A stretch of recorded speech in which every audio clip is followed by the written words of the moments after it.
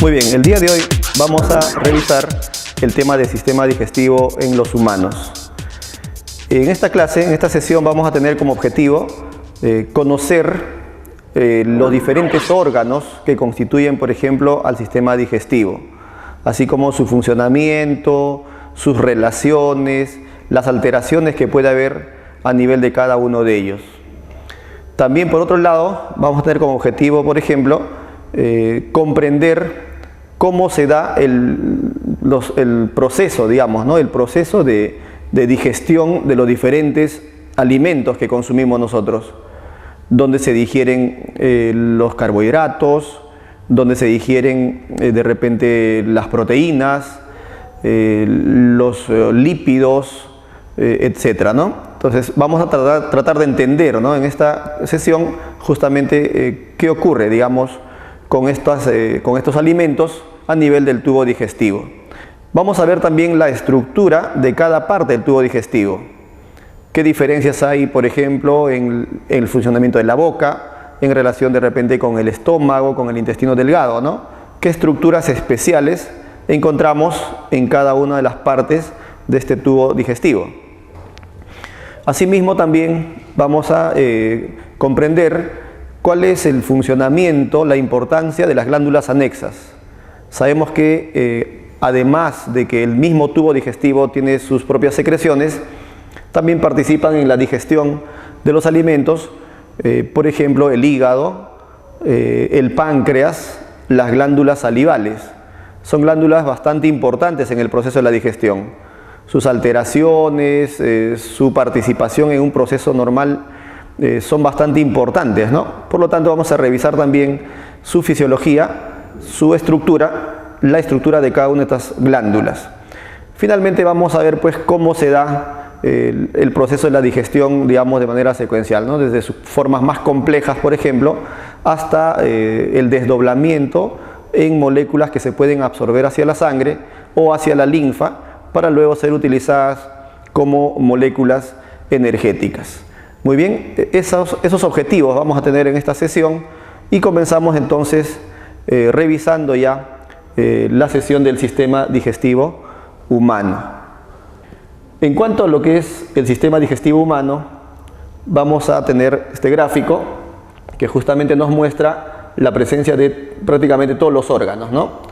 Vamos a ver que está constituido, por ejemplo, por la boca, seguida por la faringe, que está en la parte posterior, un tubo bastante largo luego llamado esófago.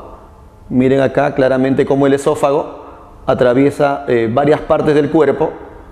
Así es, digamos que atraviesa el cuello, atraviesa la cavidad torácica, atraviesa el diafragma, que es un músculo que está a este nivel, y llega hasta la cavidad abdominal, ¿no? Desembocando en el estómago. Luego del estómago encontramos al intestino delgado, que es la porción más larga del tubo digestivo, el cual se conecta con el intestino grueso, conocido también como el colon. Finalmente encontramos al recto y el ano, que sería la parte final del tubo digestivo. Entonces revisemos con mayor detalle justamente este sistema. ¿Está bien? En cuanto a lo que es el tubo digestivo, vamos a ver entonces que, como estábamos mencionando, está formado por la boca en primer lugar. ¿Qué sigue luego de la boca? En la parte posterior de la boca tenemos a la faringe, ¿no? La faringe es el tubo que está en la parte posterior a la boca, es la cavidad oral, ¿no? La boca. En la parte posterior está la faringe, y después de la faringe continúa, como estábamos viendo, el esófago, ¿no? Continúa el esófago, que realiza una parte importante de la deglución. Luego del esófago tenemos al estómago, ¿no? Que es, digamos, la parte más ancha del sistema digestivo, donde se van a almacenar temporalmente los alimentos. Continuamos con el intestino, que puede ser delgado y grueso, en ese orden: primero el intestino delgado, luego el intestino grueso, luego está por acá el recto y finalmente el ano. Entonces son los componentes del tubo digestivo, ¿no? Empieza en la boca, termina en el ano. Muy bien. Todo ese tubo digestivo va a tener aproximadamente una longitud de 9 metros, siendo la parte más larga el intestino delgado, ¿no? El intestino delgado es muy importante pues porque ahí termina la digestión y también ocurre la absorción de los nutrientes. Muy bien. Aparte del tubo digestivo, como parte del sistema digestivo, encontramos también a las glándulas anexas. O sea, glándulas que con sus secreciones van a contribuir en la digestión de los alimentos. ¿Cuáles son estas glándulas? Vamos a ver que a nivel de la boca encontramos diferentes tipos de glándulas salivales, ¿no? Produciendo secreciones que contribuyen con la digestión química de los alimentos. Por ejemplo, la glándula que es bastante grande acá, la glándula parótida, por ejemplo, ¿no? Y otras glándulas de las cuales vamos a hablar en un momento más. Otra glándula anexa es el hígado, ¿no? Es la glándula más grande del cuerpo, ¿no? Con funciones muy diversas además el hígado. El hígado es algo así como un laboratorio, ¿no? Donde van a realizarse diferentes procesos metabólicos que en su momento también vamos a revisar. Contribuye, ¿no?, con la producción de la bilis, por ejemplo, en el proceso de la digestión, ¿no?, de los alimentos, básicamente la grasa.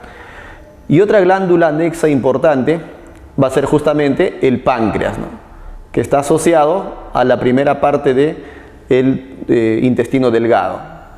Muy bien, entonces cuando estudiamos el sistema digestivo, lo vamos a ver de esa manera, ¿no? Recuerden ustedes, primero al tubo digestivo con sus diferentes componentes y luego vamos a ver a las glándulas anexas y su participación, ¿no?, importante en el proceso de la digestión.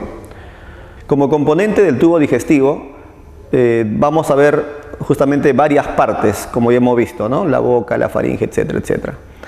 Pero este tubo digestivo no es un tubo sencillo, ¿no? En realidad es una estructura formada por varios tejidos, formado por varias capas también. Justamente vamos a revisar cuáles son esas capas que constituyen al tubo digestivo. Si nosotros observamos acá un corte del tubo digestivo, justamente vamos a observar que hay capas internas, ¿no?, y capas, por ejemplo, externas, ¿no? Pero el tubo digestivo es una estructura muy compleja, ¿no? Se va a observar diferentes capas. Entonces, en esas capas vamos a encontrar diferentes tipos de tejidos. Entonces, ¿qué es lo que vamos a revisar? La estructura histológica, es decir, de qué tejidos está conformado el tubo digestivo. Este es un corte en el que podemos observar justamente su organización muy compleja, ¿no? Muy bien. ¿Qué encontramos entonces dentro de lo que es la histología del tubo digestivo? Encontramos capas como la mucosa, ¿no? La mucosa es la parte interna, ¿no? Si imaginamos que estamos consumiendo algún alimento, por ejemplo, ese alimento estaría en contacto con la mucosa, ¿no?, que es la parte más interna del tubo digestivo. Luego encontramos la submucosa, ¿no? Si esta parte es la mucosa, la submucosa está un poco ya más profunda, o en todo caso, si estamos yendo de adentro hacia afuera en el tubo digestivo, la mucosa sería la parte más profunda y luego tendríamos la submucosa. Otra capa sería la capa muscular. Y como vemos, esta capa muscular está revestida por una estructura que sería la más externa y que se va a llamar la serosa, ¿no? De la cavidad abdominal hacia abajo, lo que continúa se va a llamar serosa. Del diafragma hacia arriba, esa capa se va a llamar capa adventicia. Muy bien, pero entonces el tubo digestivo que hemos revisado, que está conformado por varios órganos, tiene 4 capas, ¿no? Mucosa, submucosa, muscular y serosa. Muy bien. Ahora, ¿qué encontramos en una mucosa, por ejemplo, ¿no? ¿Qué encontramos acá a nivel de la mucosa, que es la parte más interna del tubo digestivo, ¿no? Encontramos, por ejemplo, un epitelio, o sea, tejido epitelial, encontramos lámina propia y encontramos la conocida muscularis mucosae. El epitelio del tubo digestivo también es conocido. Sabemos que en la primera parte del tubo digestivo, por ejemplo a nivel del esófago, por ejemplo, encontramos al epitelio poliestratificado plano.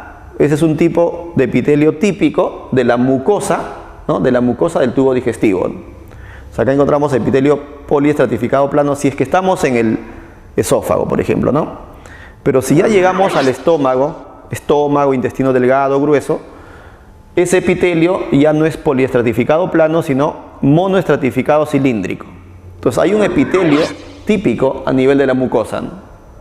En todo caso encontramos solamente en todo el tubo digestivo dos epitelios, un poliestratificado y un monoestratificado. La lámina propia es tejido conectivo laxo, y la muscularis mucosae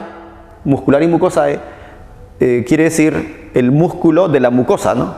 Sabemos que el tubo tiene su músculo acá, ¿no?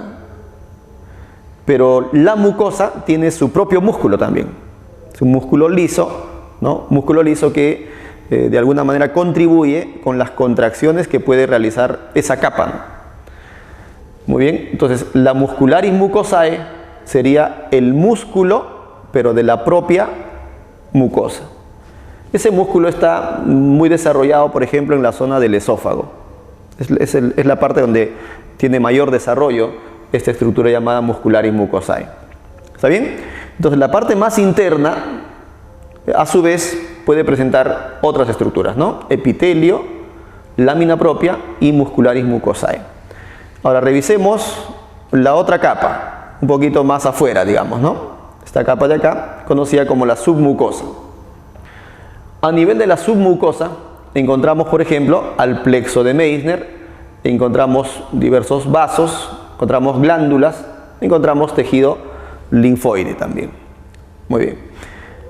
Esto de acá, observemos bien, esto de acá sería justamente la mucosa, ¿no? Con sus tres estructuras, ¿no? Epitelio, lámina propia, muscularis mucosae, ¿cierto? Acá tenemos a la submucosa. Esa sería la submucosa. En esa submucosa va a existir una estructura conocida como plexo de Meissner. ¿Qué es el plexo de Meissner? Una estructura nerviosa que controla la secreción de las glándulas que pueden existir en esa capa llamada submucosa, ¿no? Entonces la secreción gastrointestinal a partir de glándulas submucosas está controlada por el plexo de Meissner. ¿Está bien? Control de secreciones. Además, en esa capa llamada submucosa encontramos vasos sanguíneos también, ¿no? Que van a nutrir a esta capa. Encontramos algunas glándulas que justamente van a estar reguladas por el plexo de Meissner y tejido linfoide, ¿no? Tejido de defensa, ¿no? Contra la agresión por agentes extraños, por ejemplo, ¿no? Luego encontramos la capa muscular. ¿Qué encontramos en la capa muscular? El plexo de Auerbach, y se dice que esta capa generalmente está en cile. ¿Qué cosa es cile, no? ¿A qué se le llama cile? Se le llama a la disposición de las fibras musculares que justamente componen la capa muscular, ¿no? Obviamente en la capa muscular hay fibras musculares, ¿no? Hay fibras musculares.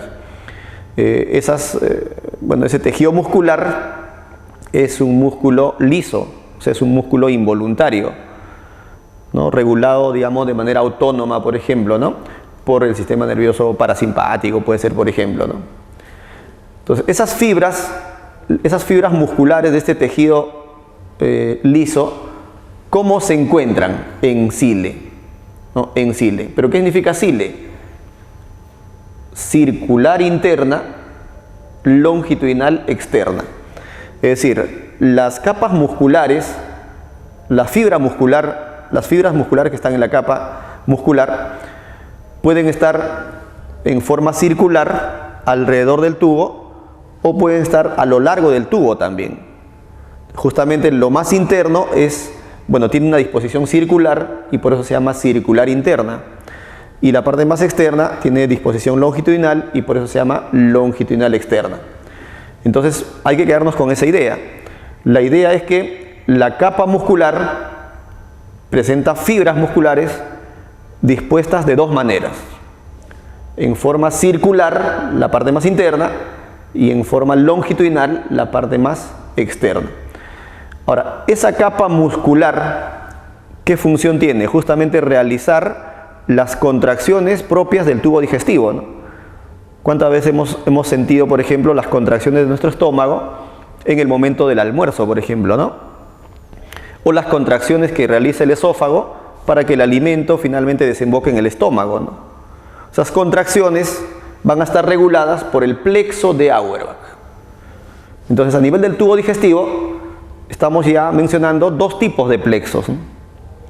El plexo de Meissner, que controla la secreción en la submucosa, y el plexo de Auerbach, que controla las contracciones musculares. Auerbach, contracciones; Meissner, secreciones. Esa sería la capa muscular. Finalmente, la parte más externa, ¿no? La parte más externa del tubo digestivo está formada por la capa serosa o adventicia, si es que es encima del diafragma. Y esa capa serosa está formada por tejido conectivo y además por mesotelio.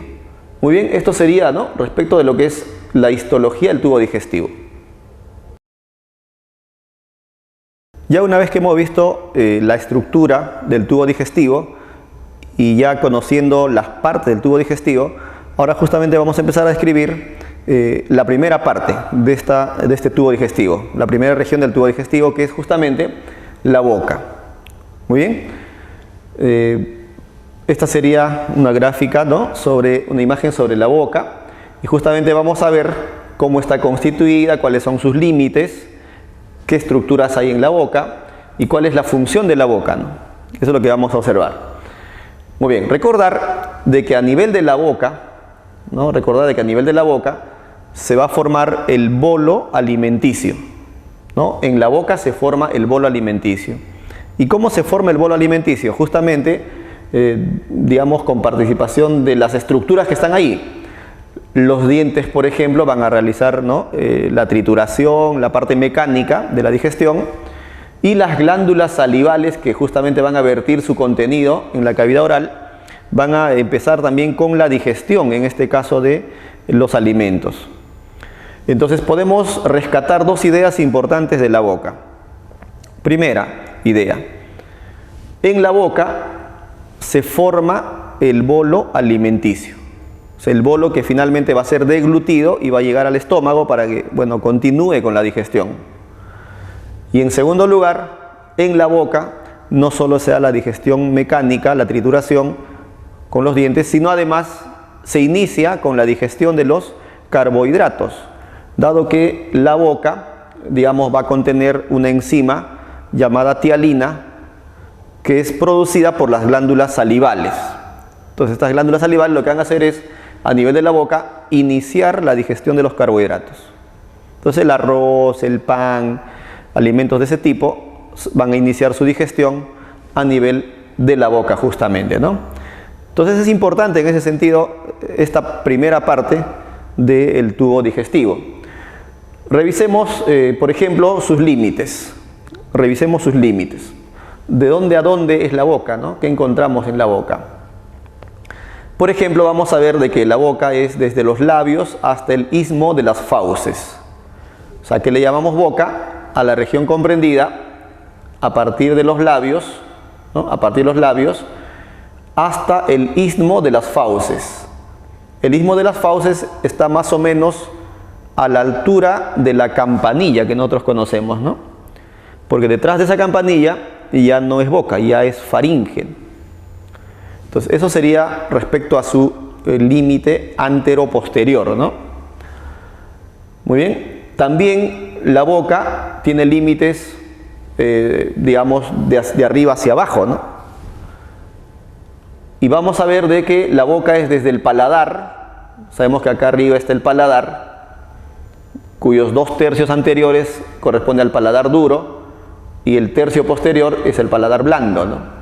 Entonces, desde ahí, desde el paladar hasta los músculos milo-hioideos, es decir, hasta los músculos relacionados con lo que es el hueso hioides y la lengua misma, ¿no? Entonces, todo eso también va a ser boca, ¿no? Y la boca lateralmente tiene sus límites a nivel justamente de las mejillas. O sea, ¿qué es boca? Lo que se encuentra entre ambas mejillas. Muy bien, eso respecto a los límites. Ahora, respecto de las regiones de la boca, ¿cuáles son las regiones de la boca? El vestíbulo, por ejemplo. ¿Cuál es el vestíbulo acá en la boca? El vestíbulo es el espacio que encontramos, el espacio comprendido entre los labios y los dientes, ¿no? Entre los labios y la arcada dentaria, ¿no? Hay un espacio por acá, ¿no? Hay un espacio ahí. A veces, digamos, unas partes del alimento se introducen en ese espacio y utilizamos la lengua para sacar esos alimentos y colocarlos en las arcadas dentarias para su masticación, ¿no? Entonces a eso le llamamos vestíbulo. Muy bien. Y la otra parte de la boca es la cavidad oral. La cavidad oral está detrás de los dientes. O sea, esto sería cavidad oral detrás de los dientes, pero delante de los dientes sería vestíbulo. Entonces son las regiones, en este caso, de la boca, ¿no? Un órgano, como les decía, importante, ¿no? En lo que es el inicio de la digestión de los carbohidratos con las enzimas producidas por la saliva, por las glándulas salivales, ¿no? Por las glándulas salivales. Continuando, en este caso con el estudio de la boca, veamos, por ejemplo, que en la boca hay un órgano llamado lengua, ¿no? En la boca encontramos a la lengua. Muy bien, esta sería la lengua, ¿está bien? Que tiene un epitelio poliestratificado, queratinizado en la parte dorsal y no queratinizado en la parte ventral. En la parte ventral además encontramos el frenillo lingual, que un poco le da estabilidad justamente a ese órgano, ¿no? Y esa lengua es muy importante, pues, ¿no? Porque participa en diferentes procesos, ¿no? Que justamente vamos a revisar en un momento. Uno de esos procesos es justamente la captación de las sustancias químicas que introducimos como alimentos, ¿no? Entonces, para eso encontramos, por ejemplo, a los que se llaman las papilas, ¿no? Las papilas linguales. Estas papilas linguales van a tener botones gustativos que se van a conectar por terminaciones nerviosas con ciertas partes de nuestro cerebro y nos van a informar de qué estamos degustando, ¿no? Qué estamos saboreando. ¿Está bien? Eso respecto, digamos, de la estructura de la lengua, ¿no? Entonces, una función importante de la lengua, y hay que recordar eso, va a ser la captación de sustancias químicas mediante sus papilas gustativas. Muy bien, pero veamos algo más sobre la lengua. Por ejemplo, respecto de la estructura de la lengua, ¿no? ¿Qué es la lengua? ¿De qué está formada la lengua? Vamos a observar, por ejemplo, de que la lengua es un músculo estriado esquelético. Es decir, es un músculo voluntario. La lengua es un músculo voluntario. Es un músculo esquelético además porque está unido a un hueso flotante conocido como hioides. Es el hueso que sostiene, soporta a la lengua. La lengua tiene epitelio poliestratificado plano, no queratinizado en la parte ventral, decíamos. En cambio, en la parte dorsal, un poco más áspera, podemos encontrar epitelio poliestratificado plano queratinizado. Muy bien, eso respecto a ese epitelio. La lengua también se puede dividir, ¿no?, en raíz, cuerpo y punta, ¿no? Raíz, el fondo, el cuerpo, la parte, digamos, mayoritaria de la lengua, y la punta, ¿no? Y la punta. Inclusive, digamos, ahí se puede se pueden distribuir los sabores básicos, ¿no?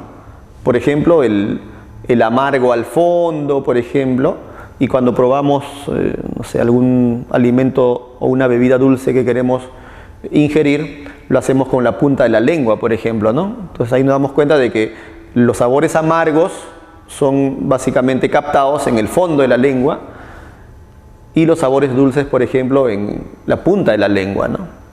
El ácido, el salado, un poco por los bordes, ¿no?, por los costados. Muy bien. Entonces, esa sería, ¿no?, la distribución de la anatomía, en este caso de la lengua. Como hemos dicho, hay papilas en la lengua, ¿no? Acá estamos viendo justamente cómo son esas papilas, ¿no? Son prominencias con terminaciones nerviosas que nos permite captar, ¿no?, sabores, y el frenillo que le da cierta estabilidad y que se encuentra en la parte anterior e inferior de la lengua, ¿no? ¿Y cuáles serían las funciones de la lengua? Una función importante de la lengua sería justamente la captación de las sustancias químicas. Es un quimioreceptor muy importante la lengua, ¿no? Es el órgano del gusto, mediante, como decíamos, las papilas gustativas. Otra función es la articulación de las palabras, ¿no? Bueno, no es una función digestiva, digamos, pero la lengua, pues sabemos que participa activamente, ¿no?, en la producción de la palabra, en el lenguaje, ¿no? En la masticación, bueno, no es que la lengua mastique, pero sí ayuda, sí contribuye, digamos, direccionando el alimento hacia las arcadas dentarias para que sean justamente trituradas. Y de esa manera contribuye con la formación del bolo alimenticio en la boca. Por último, la lengua también es fundamental en la deglución, ¿no? Siempre que vamos a pasar el alimento, por más que sea un alimento líquido, nuestra saliva inclusive, siempre la lengua se mueve, en el momento de la deglución, se mueve hacia la parte posterior. Y eso facilita justamente el paso del alimento ya de la boca hacia la faringe, ¿no?, y posteriormente hacia el esófago y así sucesivamente. Entonces esa sería la participación de la lengua dentro de lo que es la digestión de los alimentos, ¿no? La formación del bolo alimenticio, no se olviden, ¿no? Órgano del gusto también. Pero a nivel de la boca encontramos también otras estructuras. Vamos a encontrar, por ejemplo, en la boca dientes, ¿no? En la boca se van a encontrar los dientes. Muy bien. Acá vemos, por ejemplo, un diagrama de el diente con sus diferentes partes, ¿no? Como este diente está insertado justamente en el hueso, ¿no? Por ejemplo, en el hueso maxilar. Algunos de repente pensamos que el diente es un hueso más. Bueno, y no es así, ¿no? El diente es otro tipo de órgano. Un órgano con sus propios tejidos, además, ¿no? Con sus propios tejidos. Muy bien, pero en todo caso, analicemos este diente, ¿no? ¿Qué estructuras tiene? ¿De qué está constituido? ¿Cuál es su papel, ¿no? Muy bien. Respecto al diente, por ejemplo, podemos ver qué partes tiene primero, ¿no? ¿Qué partes tiene el diente? Vamos a ver de que dentro de las partes del diente está la corona, está el cuello y está la raíz. La corona es todo lo que se observa del diente, ¿no? La parte que está sobresalida, digamos, ¿no?, en el hueso, eso sería la corona, fácilmente visible, por ejemplo, cuando en el momento de sonreír, por ejemplo, ¿no? Ahí se observa a la corona del diente. Muy bien. La raíz del diente, más bien, es la parte que está bien insertada, ¿no?, con el hueso alveolar. Inclusive va a haber una articulación conocida como gonfosis en esa zona, ¿no? Muy bien. Y el cuello sería justamente el límite entre la raíz y la corona. Esta zona sería el cuello del diente, ¿no? El cuello del diente. Muchas veces ahí en el cuello del diente o cercano al cuello del diente se producen, por ejemplo, los sedimentos a manera de sarro, y hay que hacer un tratamiento también, ¿no?, periódico de este órgano importante en el proceso digestivo. Otra estructura, o en todo caso otro aspecto de los dientes también, es la estructura histológica, ¿no? Habíamos dicho de que el diente no es pues un hueso, ¿no? El hueso tiene otros tejidos, otra composición, ¿no? Si bien, digamos, ambos tejidos, órganos en todo caso son duros, pero la estructura histológica es distinta. ¿Qué encontramos como tejidos entonces a nivel del diente? ¿Cuáles son los tejidos del diente? Vamos a encontrar, por ejemplo, un ligamento periodontal. Un ligamento periodontal. Es un ligamento especial. Es un ligamento que en el momento en que se produce la masticación evita que el diente se introduzca, ¿no?, en el hueso. Es un ligamento que justamente en el momento de la masticación va a tirar el diente hacia afuera, ¿no?, evitando que justamente haya un desgaste de hueso, ¿no? Es un ligamento muy especial, ¿no?, el que se encuentra a nivel del diente. Luego encontramos al esmalte, ¿no? Encontramos al esmalte, encontramos a la dentina y también encontramos al cemento, ¿no? Encontramos al cemento. No olvidar más bien que aparte de estos tejidos se encuentra también la pulpa, ¿no? Por ejemplo, esta parte sería la pulpa del diente. ¿Y qué encontramos en la pulpa? Como estaban viendo ustedes, encontramos, por ejemplo, arterias, encontramos venas, es decir, encontramos vasos sanguíneos. pero también encontramos terminaciones nerviosas, ¿no? Es la parte del diente que justamente se encarga de llevarle, ¿no?, alimentos a este órgano, de nutrir al órgano, de mantenerlo vivo, ¿no? Esa sería la pulpa, ¿no? Pero revisemos lo que tenemos acá. En cuanto al ligamento periodontal, vamos a ver de que está formado por tejido conectivo denso y su función es impedir la resorción, es decir, el desgaste del hueso. En cuanto al esmalte, vamos a ver de que es el tejido más duro del cuerpo, ¿no? Si hay algo que tengamos que comparar, por ejemplo, entre estructuras duras, huesos, dientes, el esmalte sería el tejido más duro del cuerpo. Justamente esa dureza va a estar proporcionada por una sal muy especial llamada la hidroxiapatita. 97% del esmalte es hidroxiapatita. Ahí radica la dureza, digamos, de este órgano, y un 3% de algunas glicoproteínas. Ahora, este esmalte es un tejido que se forma mientras el diente está en formación también. Cuando terminó de formarse el diente, el esmalte ya no va a poder regenerar porque las células que lo producen, que serían los ameloblastos, degeneran también. Al degenerar los ameloblastos, el esmalte, que es un tejido transparente, translúcido, ya no tiene capacidad de regeneración. ¿Ya?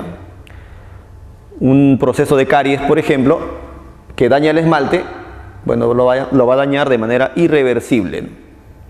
Muy bien, eso sería respecto al esmalte, ¿no? El segundo tejido duro del cuerpo es la dentina, ¿no? Ya no es tan duro como el esmalte, porque justamente ya no va a contener la misma proporción de hidroxiapatita, ¿no? Pero igual, ¿no?, es una parte también dura, de color generalmente un poco amarillo, ¿no?, cremoso, ya no translúcido como el esmalte. Tiene un 75% de hidroxiapatita, sería por eso justamente el segundo tejido duro del cuerpo, colágeno de tipo 1 y glucosaminoglucanos. Esta dentina, a diferencia del esmalte, sí regenera, es un tejido que va a regenerar. Muchas veces cuando el esmalte se ha desgastado y ha quedado un agujero ahí, ese agujero a veces es completado por dentina, ¿no? Muy bien. Esta dentina va a estar formada por unas células conocidas como los odontoblastos, que a diferencia de los ameloblastos no van a degenerar. O sea, siempre van a estar activos y por lo tanto siempre van a producir dentina. Finalmente, el cemento, que tiene una composición similar al hueso en cuanto a dureza, tiene un 45% de hidroxiapatita aproximadamente, colágeno tipo 1, y las células que lo forman son los cementocitos. Entonces, como nosotros vemos, para cada tipo de tejido hay una célula formadora. Si es el esmalte, ameloblastos. Si es la dentina, odontoblastos. Si es el cemento, cementocitos. Y de esa manera vemos la composición, en este caso, del diente. Pero veamos, para no olvidar, dónde se encuentra el esmalte. El esmalte es la parte más superficial, ¿no? Esta es la parte más dura, transparente, translúcido. Luego continúa la dentina, ¿no? ¿Y cuál es la dentina? Esta parte de acá, ¿no? Esta es la dentina. Muy bien, ya no es una estructura translúcida, transparente, ¿no? Más bien tiene un color, ¿no?, medio amarillo. Muy bien. ¿Y el cemento cuál es? El cemento es esta estructura que está justamente en contacto con el hueso alveolar, ¿no? Ahí está el cemento, mira. El cemento lo encontramos a nivel de la raíz. Y la parte más profunda es justamente la pulpa, ¿no? Si hay un hueso, o si hay un diente, perdón, que ha experimentado un proceso de caries y ese orificio es muy grande, a veces llega hasta la pulpa y vemos que al consumir alimentos a veces el diente empieza a sangrar, ¿no? Justamente porque acá están los vasos sanguíneos. Muy bien, eso sería respecto entonces de este órgano llamado diente, que contribuye con la digestión mecánica de los alimentos. Para complementar el estudio del diente, vamos a ver algo sobre las denticiones, ¿no? Nosotros somos organismos difiodontos y a la vez heterodontos. Somos heterodontos porque tenemos diferentes tipos de dientes, ¿no? Incisivos, caninos. Y somos difiodontos porque a lo largo de nuestra vida vamos a desarrollar 2 generaciones de diente. Algunos lo conocen como los dientes de leche y los dientes de hueso, ¿no? Pero vamos a revisar con mayor precisión ese aspecto, ¿no?, de la dentición. Nosotros vemos acá, por ejemplo, diferentes tipos de dientes, ¿no? En la parte delantera vemos a los incisivos, ¿verdad? Luego tenemos unos dientes un tanto puntiagudos, que serían los caninos. Luego tenemos a los premolares y al fondo los molares, ¿no? Al fondo los molares. Pero un adulto y un niño menor de 6 años no tiene la misma cantidad de dientes, ¿no? Un niño tiene menor cantidad de dientes y no tiene algunos tipos de dientes. Un adulto puede tener inclusive ya completos hasta los dientes del juicio, ¿no? Muy bien, entonces revisemos ese aspecto de la dentición. Vamos a ver de que cuando hablamos de dentición tenemos 2 tipos de denticiones, la dentición decidual y la dentición permanente, ¿no? Decidual y permanente. Bueno, a veces lo conocen como los dientes de leche y los de hueso, pero mejor es decirle así, ¿no? Decidual y permanente. Bueno, ahora, esos deciduales son los dientes que van a cambiar, ¿no? Son los dientes que van a cambiar. ¿Cuáles son esos dientes? Bueno, por ejemplo, hasta los 6 años un niño tiene dentadura decidual y él solo tiene 20 dientes como máximo, ¿no? Un niño hasta los 6 años solamente tiene 20 dientes. Es la edad en donde más o menos esos dientes se le van a ir cayendo para ser reemplazados por la dentición permanente ya, ¿no? ¿Y cuáles son esos 20 dientes? 8 incisivos, 4 arriba, 4 abajo, 4 caninos, 2 arriba, 2 abajo, 8 molares, 4 arriba, 4 abajo. ¿Qué es lo que no encontramos en un niño menor de 6 años? Premolares. No va a haber premolares, por ejemplo. Muy bien. Esa dentadura residual empieza a aparecer a los 6 meses, ¿no? Generalmente aparecen los de adelante, ¿no? Los incisivos. Y así, ¿no? Van completándose conforme pasan los meses hasta llegar a 20 dientes, que es la dentadura decidual, la dentadura que tiene que cambiar. Tiene que cambiar. Luego viene la dentadura permanente. Y cuando hablamos de dentadura permanente, vamos a ver que son los dientes que van a reemplazar a la decidual. A partir de los 6 años, entonces empiezan a caer los dientes deciduales y empiezan a aparecer, a ser reemplazados por los dientes permanentes. Si ya se han completado los 4 dientes del juicio, un adulto puede llegar a tener 32 dientes. Esos dientes del juicio se van a completar más o menos entre los 18 y los 25 años, ¿no? A veces un poco antes, un poco después. Pero si se completaran, repito, se va a llegar a tener 32 dientes. ¿Y cuáles son esos dientes? Bueno, los 8 incisivos, igual que en el caso anterior, 4 caninos, igual que en el caso anterior, pero acá aparecen 8 premolares, cosa que no había, ¿no?, en la dentadura residual. No había en un niño. Y 12 molares con los cuales llegamos a 32 dientes. Y dentro de estos 12 molares están justamente los dientes del juicio, que son 4. O sea, en 12 molares están incluidos los 4 dientes del juicio. Si a un joven, una señorita, todavía no le ha salido su diente del juicio, entonces tendrá 28 dientes, ¿no? Con todos los dientes del juicio, repito, se llega a tener 32 dientes. Y esa sería la dentadura permanente.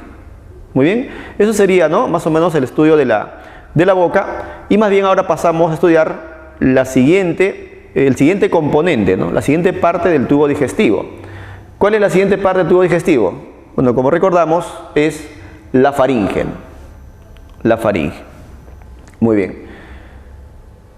La faringe, bueno, si esta es la boca, Bueno, si recordamos un poco, estos son los labios, aquí están los dientes, y entre dientes y labios hay un espacio llamado vestíbulo, ¿no? Si este es el vestíbulo, detrás del diente es la cavidad oral. Este límite es el istmo de las fauces. Y detrás de ese límite hay un tubo bastante largo, conocido como la faringe, justamente, ¿no? Ahí está, eso va a ser la faringe. Muy bien, estudiemos la faringe. ¿Qué características tiene la faringe? La faringe es un tubo muscular de 14 centímetros más o menos, ¿no? De acá desde la base del cráneo hasta que termina hay más o menos 14 centímetros. Tubo posterior. Exactamente, ¿dónde va a terminar? En la sexta vértebra cervical. Nosotros sabemos que en el cuello tenemos 7 vértebras, ¿no? Tenemos 7 vértebras. Pero la faringe va a estar comprendida desde la base del cráneo hasta la vértebra 6. Hasta la vértebra 6. A eso se le llama faringe, ¿no? ¿Qué capas tiene esta faringe? Bueno, tiene todas las capas de un tubo digestivo, excepto, miren, ¿qué es lo que no tiene? Mucosa, submucosa muscular, y debería haber una serosa, ¿no? Pero eso es lo que justamente no va a haber en el caso de la faringe, ¿no? Entonces, si todo el tubo tenía 4 capas, la faringe se caracteriza por tener solo 3. Solo 3 capas histológicas. Muy bien, ahora, cuando hablamos de la capa muscular, vamos a ver que esa capa muscular tiene pues capacidad de contracción, ¿no? Y eso lo sentimos, por ejemplo, cada vez que realizamos la deglución de un alimento.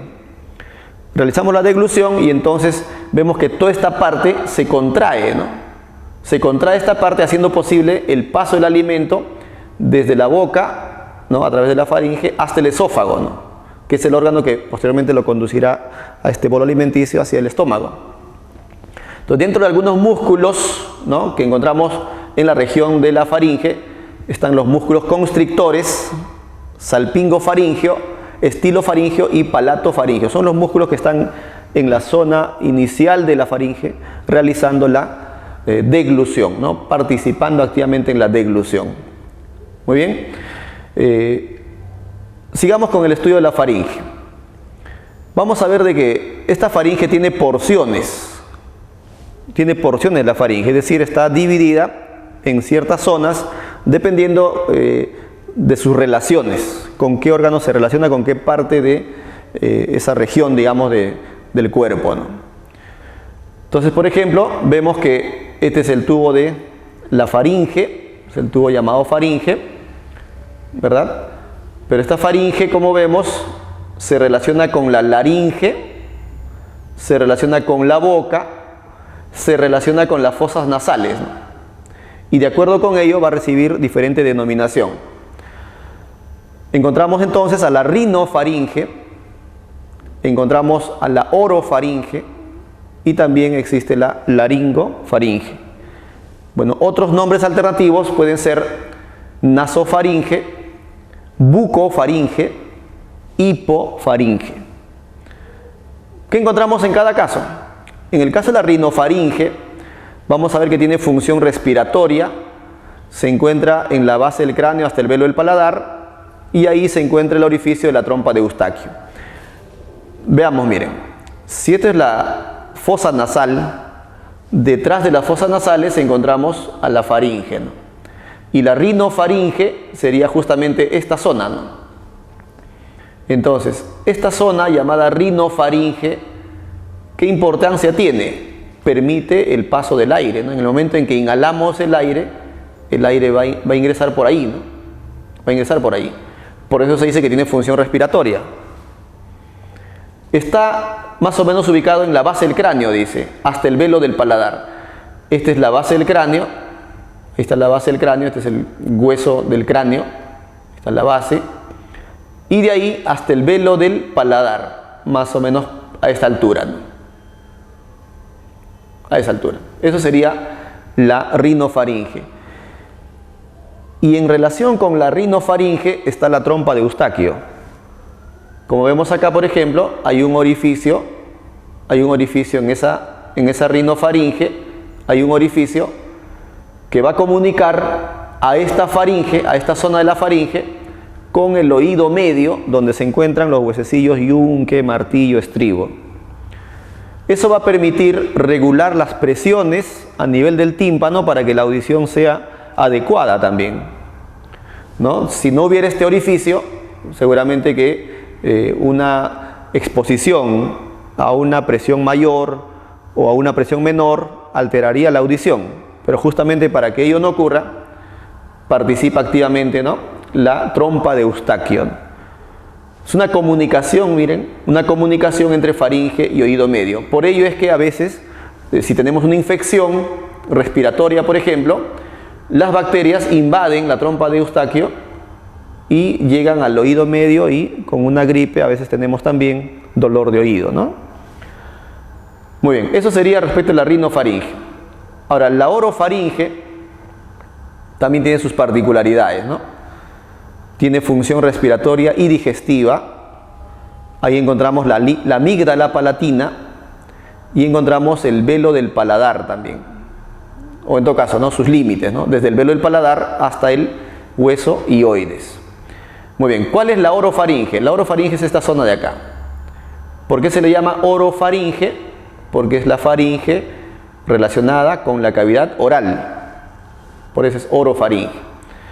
Tiene función respiratoria y digestiva, dice.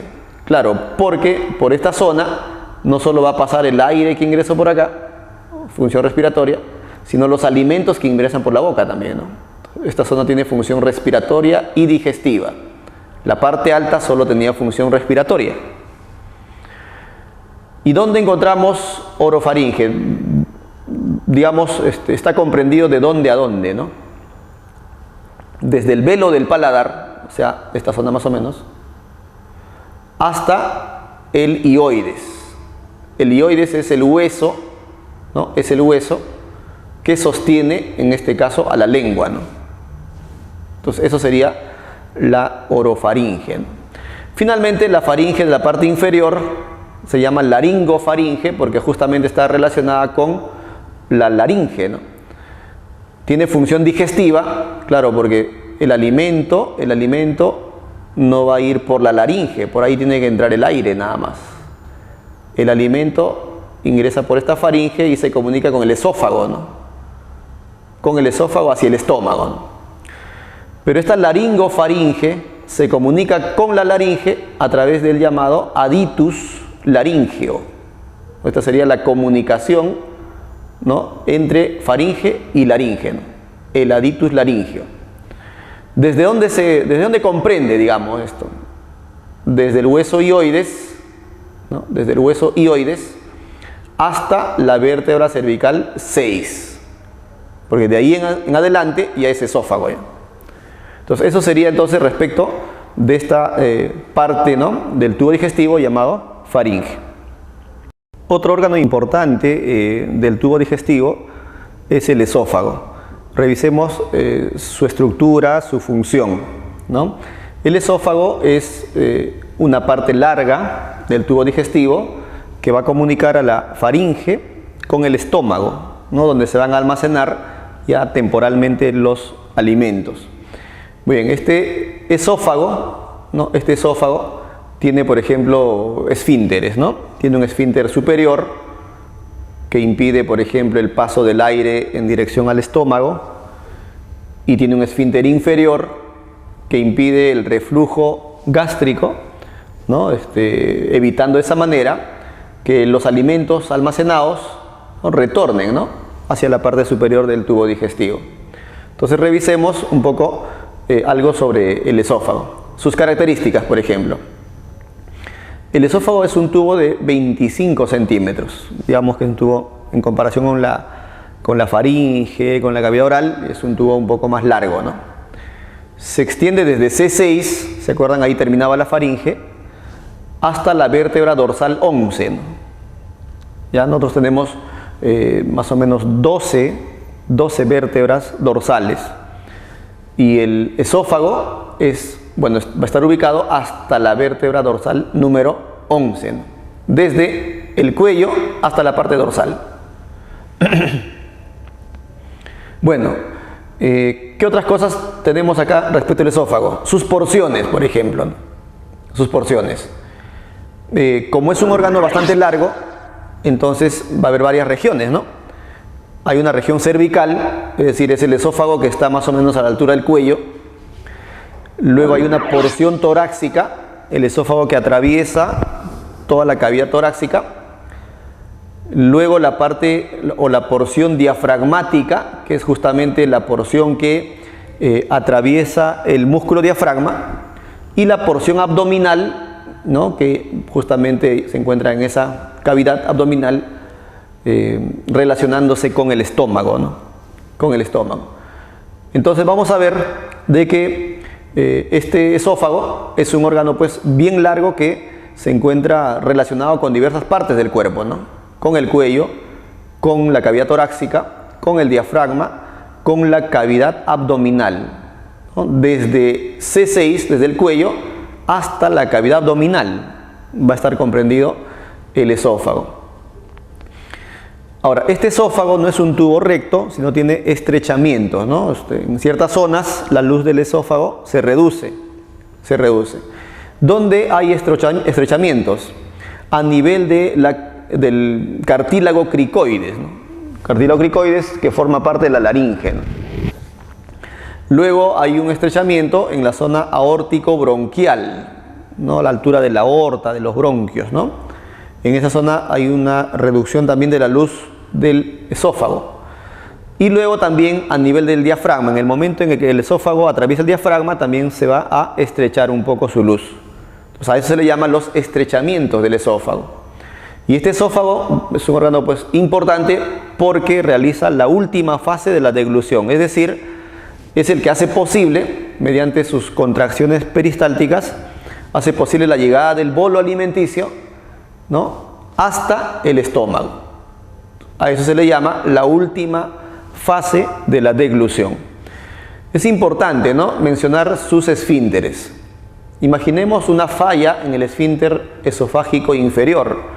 Lo que generaría sería reflujo gástrico y una especie de quemazón del esófago, a lo cual se le conoce como pirosis. Entonces, para que ello no ocurra, acá el esfínter tiene que ser muy eficiente. Salvo en el caso de los niños, en donde todavía no es muy apto este esfínter, y entonces el reflujo es muy fácil en ellos, ¿no? Constantemente experimentan el reflujo de los alimentos que han llegado, en este caso, al estómago. Muy bien, entonces eso sería respecto del esófago. Un órgano muy importante en la digestión y como componente también del tubo digestivo va a ser el estómago. Bien, revisemos algo sobre el estómago. Este es el órgano llamado estómago, ¿no? Está al final del esófago, ¿no? Y cuando termina el estómago empieza el intestino delgado, ¿no? Tiene algunas particulares importantes el estómago, por ejemplo, que es un órgano ancho en comparación con el resto del tubo digestivo, ¿no? Pero veamos algunas características de este órgano.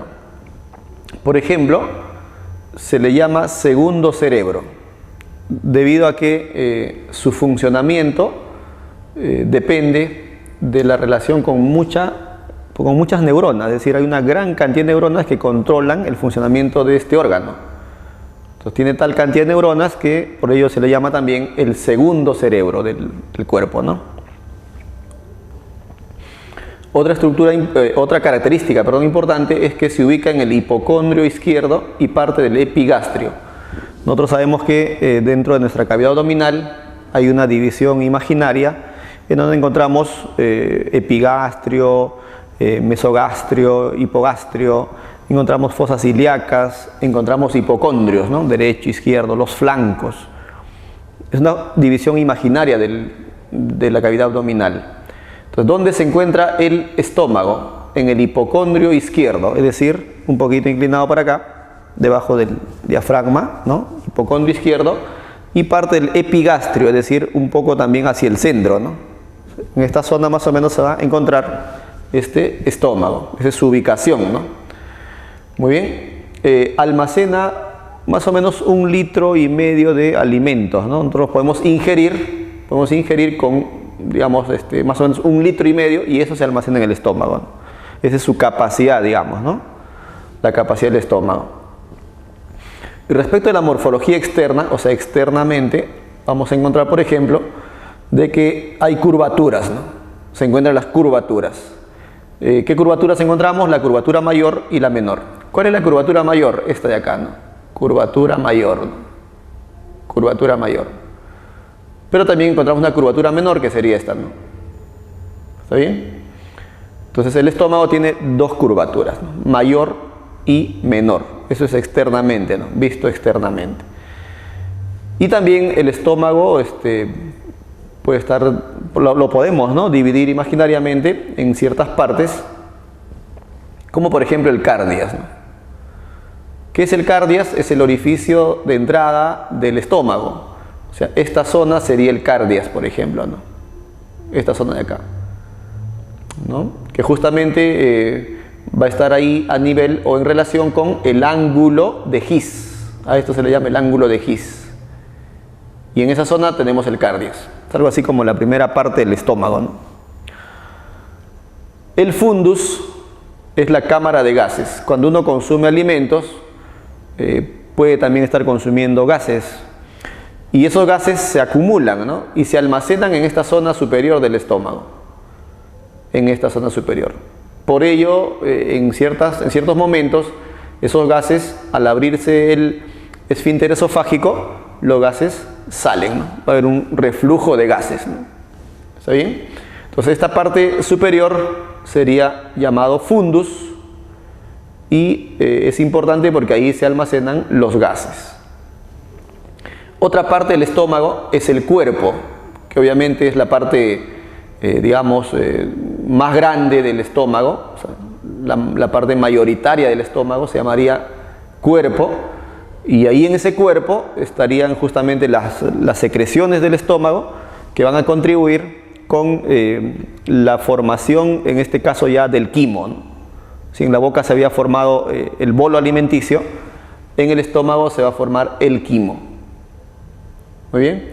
Entonces tenemos, recuerden, el cardias en la parte inicial, el fundus como cámara de gases, el cuerpo del estómago donde se forma el quimo, y la parte final conocida como el antro pilórico, ¿no? El antro pilórico o simplemente el píloro. Muy bien, así sería el estómago, ¿no? Ahora, más bien hay que recordar la disposición muscular que había en el tubo digestivo. Era en cile, una capa circular interna y una capa longitudinal externa. En este caso, en el estómago va a ser el único órgano que tiene 3 capas musculares, ¿no? Tiene una capa oblicua interna, miren, oblicua interna, una capa circular media y una capa longitudinal externa, ¿no? Entonces, esa disposición en cile no se cumple para el estómago, ¿no?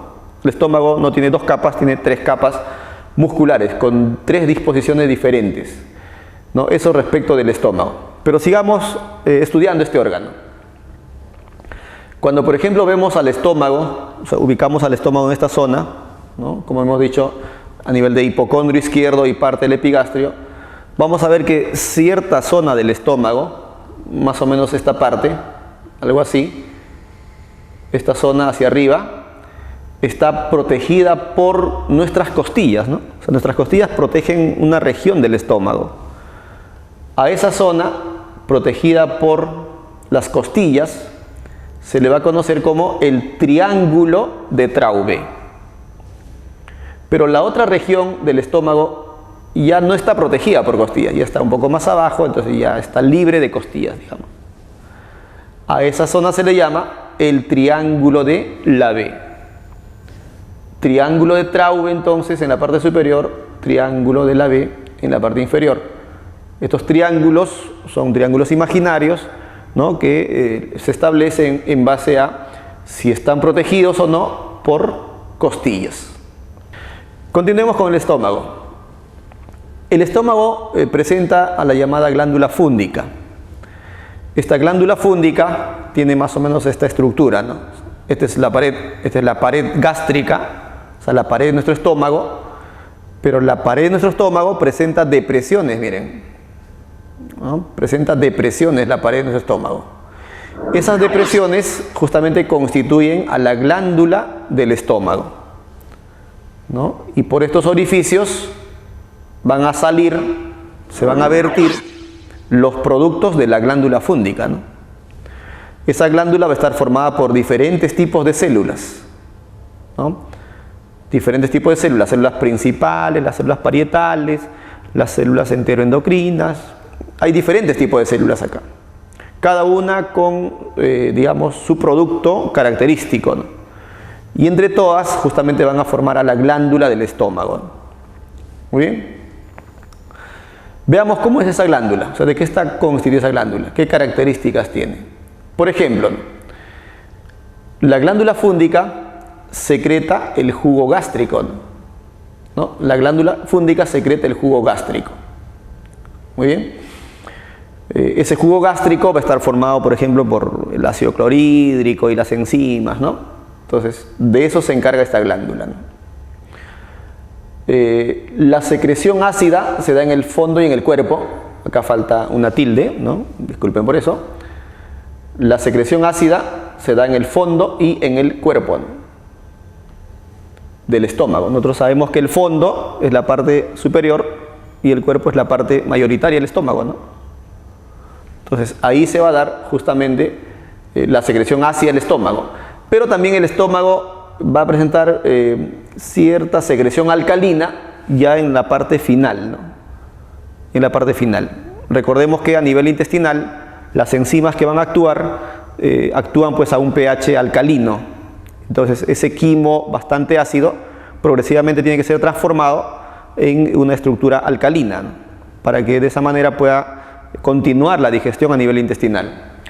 Entonces, si en la primera parte había secreción ácida, esa secreción ácida va disminuyendo conforme va terminando también el estómago y comunicándose con el intestino delgado. Dentro de los componentes de la glándula fúndica, porque es una, como decíamos, una glándula que tiene varias células, ¿no? Varios tipos de células. Dentro de los componentes tenemos, por ejemplo, a las células mucosas del cuello.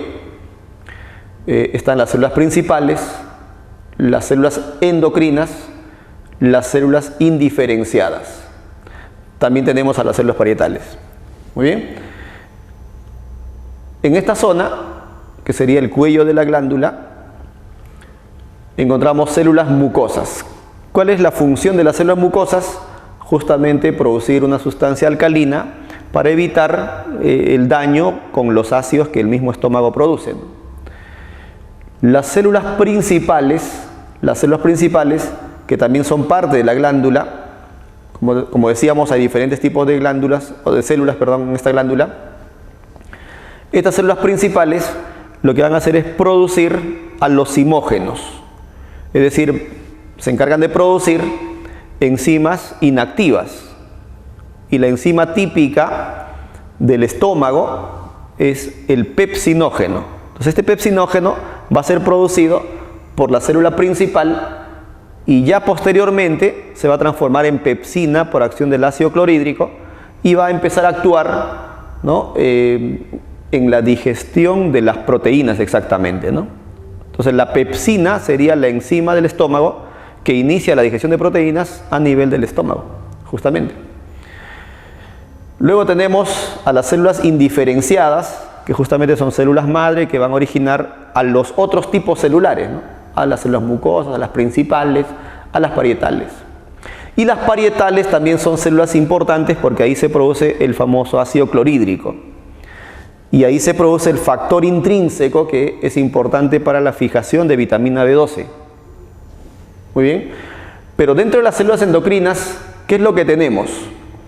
Tenemos, por ejemplo, a las células G que producen gastrina, importante en la activación del estómago, a las células D que producen somatostatina, a las células S que producen serotonina y a las células cebadas que producen histamina. Recuerden que la histamina de las células cebadas la gastrina de las células G y la acetilcolina son sustancias químicas necesarias para la activación del estómago, ¿no? Muy bien, muy necesarias para la activación del estómago. Entonces, eso sería respecto de la estructura de la glándula fúndica, ¿no?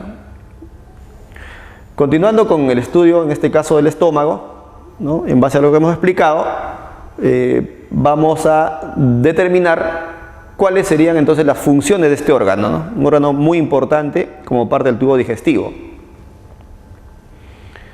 Por ejemplo, una función del estómago es el almacén y desinfección de los alimentos, ¿no?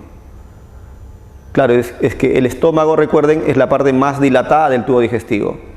Cuando uno realiza la deglución, ¿dónde se va a almacenar ese bolo alimenticio? Justamente en el estómago, ¿no? Pero cuando llega al estómago y se almacena, también ocurre la desinfección de alimentos, porque el estómago tiene secreciones ácidas. Y esos ácidos justamente van a, en muchos casos, contribuir con esterilizar el alimento consumido.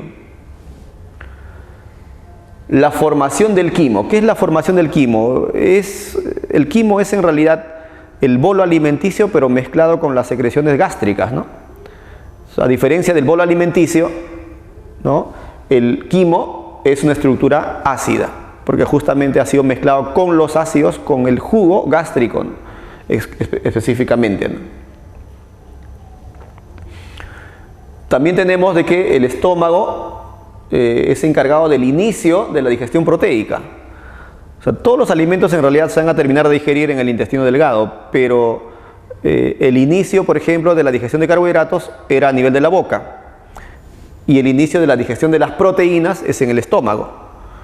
Entonces, si uno consume arroz, pan, se digiere en la boca, o ahí empieza su digestión. Uno consume leche, carne, entonces su digestión se inicia en el estómago, ¿no? A cargo de esa enzima que no hay que olvidar y que se llama pepsina, ¿no? Que el mismo estómago produce. El estómago también se encarga de la absorción de agua, absorción de electrolitos también, absorción de fármacos y absorción de alcohol. O sea, el estómago no solamente es para almacenar, digerir, sino también realiza absorción, ¿no? A nivel de su epitelio monoestratificado cilíndrico. Realiza también absorción el estómago, miren. Y es importante saber, recordar que absorbe alcohol, miren. Absorbe medicamentos.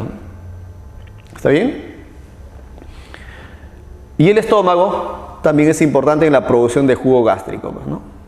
El jugo gástrico, ¿qué es? Bueno, son todas las secreciones que se producen a nivel de sus glándulas, ¿no? Y ese jugo gástrico se caracteriza por ser ácido. ¿Cuánto se produce? Más o menos 1,5 litros diariamente, ¿no? 1,5 litros diariamente. Bueno, eso es lo que tendríamos entonces como parte del estudio del estómago. Es un órgano bastante importante en la estructura, ¿no? Del sistema digestivo.